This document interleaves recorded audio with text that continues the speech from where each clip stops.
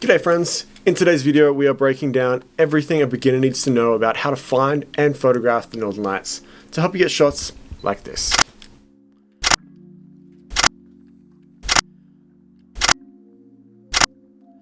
We'll cover forecasting, weather tools, live cams of the aurora and what it actually is, and why it changes colors.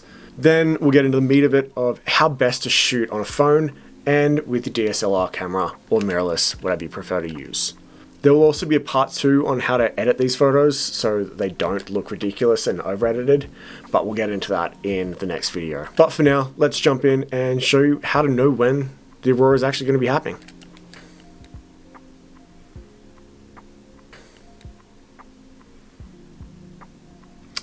Yeah, I know, all of that looks super confusing, right? But here's a quick overview of what all of that means and just the things you really need to know. First up is the KP index, and that measures how strong the geomagnetic activity actually is. Like, for example, 3 to 4 is visible in like northern latitudes, kind of like where I am in Banff. Occasionally 2 to 3 if you're like right up in Greenland or Norway or something like that. KP5 is a strong storm and it's visible further south. That's the ones that anything above that, for me, I'm out. I'm out there all night. From there, the scale goes all the way up to 9, and when you get to like 8 or 9, that's when you're going to see it across like mainland USA. So the BZ value is very important. It is the direction of the interplanetary, oh my god. Anyway, it's the magnetic field. So a negative BZ means the magnetic field tilts south, allowing the solar particles to enter the Earth's atmosphere at the right angle. Without this, the aurora just doesn't really happen. So a positive BZ means the particles just kind of like zoom on by the Earth and they don't actually like connect with anything. So the rule of thumb, high KPI and like a negative BZ that sustains, you go outside. That is most of what you need to know. But let's get into a little bit more detail. So solar wind and density. So the solar wind and density is basically, speed is how fast those particles are coming towards Earth, and density is how dense they are when they come on in. Okay, section 2, using weather, moon phase, live cams, all of those things to pick the best spots. So obviously, even with perfect aurora conditions, like you could have the best conditions, and if it's cloudy, there's no point. There's just no point going out. I always get asked how I'm always in the right spot for auroras, and it's because I pay such attention to the weather and what's going on with the cloud covers. The app that I use personally is called Windy. I don't get any kickback from that. It's just what I found the most streamlined, easiest thing to use in like real time. So in that footage, you would have seen me click through a bunch of different cloud types. So we're going to go through cloud cover types. So high cloud is usually thin and wispy. So sometimes you'll see the aurora like through it and it'll look like a bit of a haze. Still a good idea to go out. Medium cloud, like medium level cloud, usually blocks most of the color and the structure and is probably the worst cloud cover. That's the one that's dense enough and high enough that it will block everything. Whereas low cloud, sometimes it's thick and complete coverage and you can't see anything. But there's a little caveat. If the medium cloud and the high cloud are clear and it's just low cloud, I'd still go out because that cloud cover tends to move a lot quicker. And every now and again, you'll get like a beautiful gap in the clouds and you'll just see the aurora like firing overhead. So another important thing to think about is the moon phase and the moon rise and moon set. So a bright full moon can really wash out a faint aurora unless it's a huge aurora storm and then you get the perfect conditions and it lights up the landscape perfectly and you get aurora overhead. That's ideal, absolutely ideal. Then you've got, say, a new moon, which is the darkest skies, best for astrophotography, and also best for faint aurora and like super long exposures, but not overly great for foreground when you're taking photos. But if it is a very vibrant aurora, it's spectacular to be in complete darkness and just see it dancing overhead. Something also to think about is the moonrise and moon set times. It's just like the sun. It comes up at specific times of the day, and that changes throughout the month. So once you've gone through all of those things, the next thing I like to think about is where I'm actually going to go. Like, I've got different locations I could possibly go and check out, but I'm going to jump on the live cams, which tend to be all over the place. Things like highway cams, mountain cams, especially aurora observatory cams. These are super useful, like so useful when you're trying to figure out what's happening on the ground where you are thinking of going. Another thing to think about is light pollution. Obviously, move away from city lights, highway lights, people driving. Those kind of things can really mess with like your vision and get really annoying when you're trying to take photos and there's people driving on the road all the time, especially in Banff. Anyway, it was just the other night. It was hectic. There was people everywhere. I picked a spot by the side of the road, but I didn't realize how busy it was going to be. So think about that as well. Another little thing to think about is if you've got a head torch, use the red light function. It doesn't affect your eyes when they adjust to the dark. That's why they use a red light in a dark room when you're processing film. Just showing how old I am that I used to process film. All right, what the aurora is and why it's different colors. The northern lights happen when charged particles from the sun collide with the gases in Earth's upper atmosphere. So here's a rough breakdown. The sun releases energy through solar flares and coronal holes, shoots those particles towards the Earth. Then you've got the Earth's magnetic field, which funnels those particles to the poles. That's why you see them in the north and right down in the south. And as they collide with the atoms in the atmosphere, that's what causes that little reaction and they glow. So the next thing, why the aurora has different colors. Most people think it's just someone photoshopping, but they have different colors for different reasons, and different colors mean different things, especially like some are really rare.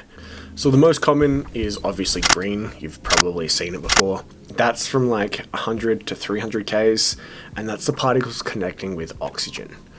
The next is like pink and purple, and that is nitrogen at lower altitudes. Then you've got red at high altitudes, 300 Ks and higher. That one's kind of super rare. You might see that in shots like this, where the storm is really, really, really charged and it's reacting with things way up in the atmosphere. And then there's another one, which I've only seen a couple times, which is when it connects with ionized. I think it's ionized. Anyway, it connects with ionized nitrogen. That's during super strong storms, and it shows up in blue. And you only ever see like little bits of this, but that's super special. So basically, different gases, different altitudes create different colors. It's not just photoshopping. I mean, sometimes it is for some people, but we'll get into that photo editing and how not to be excessive and make it actually look true to life, because sometimes it really is that vibrant. Another thing you might be thinking is, why does the aurora change shapes? And that's because those magnetic fields, they kind of bend and twist, and as they bend and twist, that's what's connecting with the charged particles coming towards Earth. Okay, so that's a quick rundown on what it is, how it happens, how to find it, where are the best spots, blah, blah, blah, blah, blah. But let's get into the meat of this and teach you how to take photos of it. So we're going to start with the best practices for shooting on a phone. So phones are way better than they used to be. It never used to be an option, which is really great that everyone has a chance to do it. But a lot of people just hold it up and kind of try their best. And that does work with these phones now. But it is better to put it on a tripod and really give this thing that isn't supposed to take photos of the Northern Lights its best chance. And so yeah, first thing, get a little mini tripod. They are perfect. They're super cheap. You can get them on Amazon, you buy them in dollar stores, whatever. That will do the job. So once you've got it set up on a little tripod and you're pointing the right way, use night mode for the long exposure. Anywhere from 3 to 10 seconds of exposure, which is the camera being open and sensitive to the light. If it's a fast aurora, try and go for a shorter shutter speed, like 2 to 3 seconds.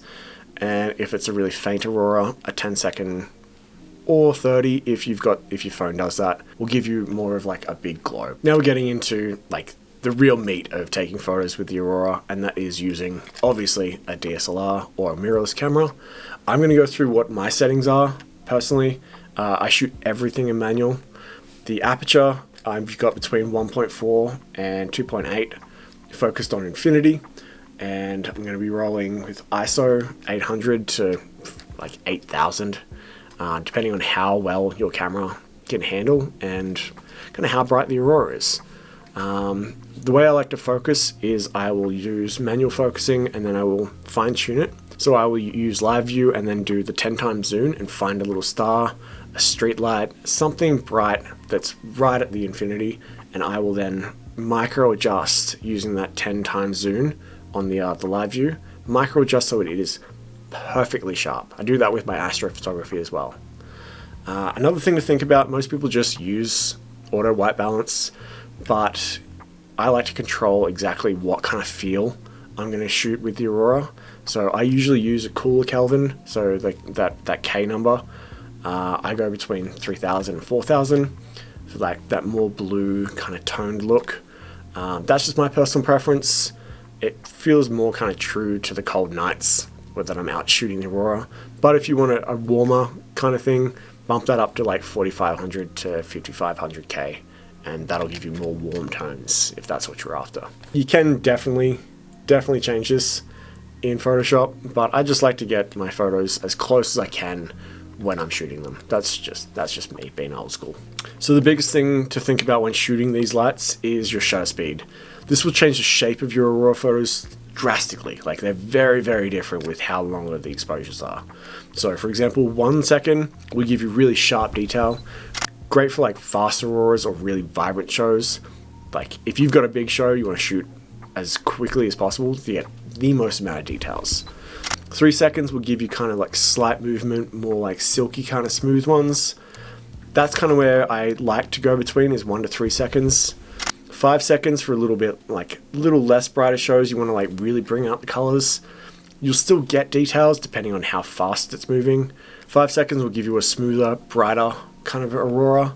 It won't be as detailed, but this is good for shows that aren't as dense or that have high wind speeds and you want to give a bit more exposure time and kind of fill in those gaps where it isn't as vibrant. Now, you could also shoot 10 to 30 seconds, 30 plus seconds. This is best for faint auroras that don't really have a lot of light to give to the camera. It does lose a lot of the structure and you'll end up seeing more of like a glow on the horizon and general outlines of shapes rather than like defined lines. This is usually for those auroras that you can barely see. You can see like a glow on the horizon and you want to use it as part of your composition. Basically, my general rule for the shutter speed is the faster the aurora, the more vibrant the aurora, the shorter the shutter, as much as I can. Don't be afraid to use the ISO to get those quick exposures because they tend to look a little bit better, in my opinion. That's just me. So, my personal method when I'm taking photos of the aurora, I'll take one test shot, I'll take a couple test shots, check the focus, check the exposure, check the composition, kind of look at what the aurora's been doing and pick the best settings I can for that. Once that's dialed in, I'll turn on a 2-second timer, obviously, so I don't get camera shake, and then I'll shoot multiple frames of the same composition. I'll usually put that timer on and then set it up so it takes 10 photos consecutively. This is the best way to capture all the different shapes. Like the aurora could be doing a bunch of different things, and while you're like scrolling through and like checking out the photos, you could miss like the best shape of that scene you're trying to capture.